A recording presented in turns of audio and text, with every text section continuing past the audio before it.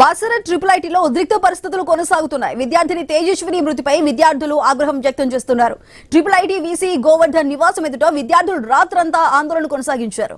టీఎస్ఏఎస్ విద్యార్థి సంఘం నాయకులు అక్కడే పడుకుని నిరసన చేపట్టడం ఉద్రిక్తతకు దారితీసింది. తేజస్విని మృతికి యూనివర్సిటీ అధికారుల నిర్లక్ష్యమే కారణమని విద్యార్థులు ఆరోపిస్తున్నారు.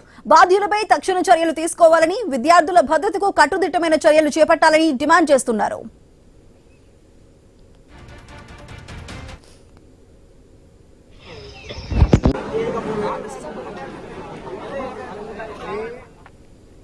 బాసర ట్రిపుల్ ఐటీలో ఉద్రిక్త పరిస్థితులు అయితే ఇంకా కొనసాగుతున్నాయి. విద్యార్థిని తేజస్విని మృతిపై విద్యార్థులు ఆగ్రహం వ్యక్తం చేస్తున్నారు.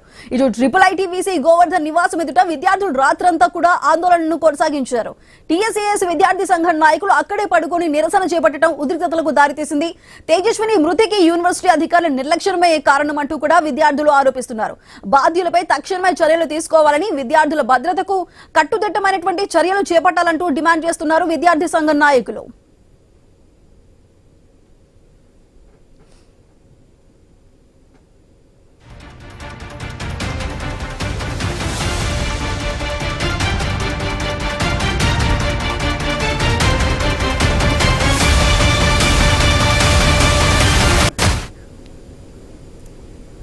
బాసర ట్రిపుల్ ఐటీలో ఉద్రిక్త పరిస్థితులు అయితే ఇంకా కొనసాగుతూనే ఉన్నాయి. విద్యార్థిని తేజస్విని మృతికి సంబంధించి విద్యార్థులు ఆగ్రహం వ్యక్తం చేస్తూనే ఉన్నారు. దీనికి సంబంధించి పూర్తి డీటెయిల్స్ మా ప్రతినిధి శ్రీనివాస్ అందిస్తారు. శ్రీనివాస్, చెప్పండి, ట్రిపుల్ ఐటీ వీసీ గోవర్ధన్ నివాసం ఎదుట విద్యార్థులు రాత్రంతా పడుకొని కూడా అక్కడ ఉద్రిక్తతలు వ్యక్తం చేసిన సిచ్యువేషన్ ఉంది. మరి దానికి సంబంధించిన అప్డేట్స్ ఏంటి?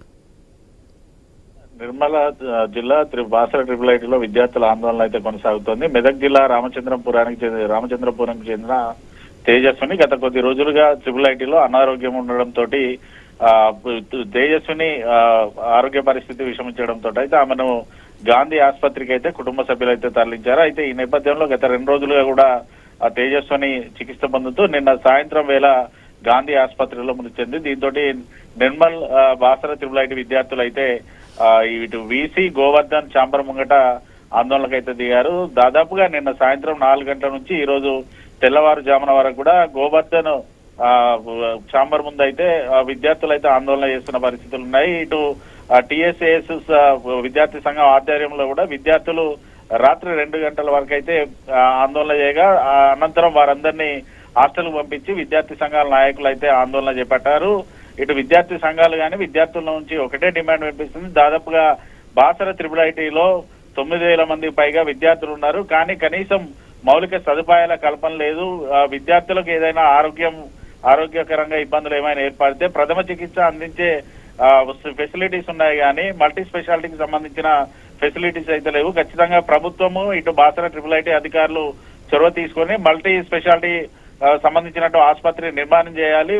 విద్యార్థులకు ఎటువంటి ఇబ్బందులు కలగకుండా చర్యలు తీసుకోవాలంటూ కూడా విద్యార్థి సంఘాలు అయితే కోరుతా ఉన్నారు. గతంలో తాము వారం రోజుల పాటు ధర్నాలు నిరసనలు అయితే చేశాం. తమ న్యాయపరమైన 11 డిమాండ్లను నెరవేర్చాలంటూ కూడా గతంలో తాము ఇటు ధర్నా చేయగా అప్పటి మాజీ మంత్రి కేటీఆర్ తో పాటు అప్పటి మాజీ విద్యాశాఖ మంత్రి సవితా ఇంద్రారెడ్డి తమ మద్దతుకి వచ్చారు.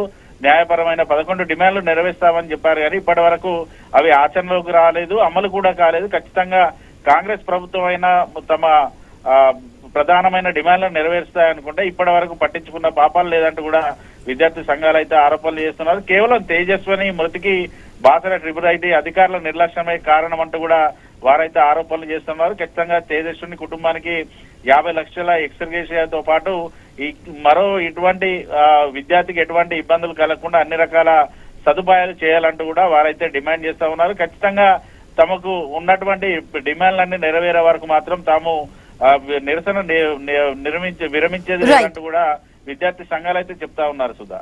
Right Srinivas, thank you.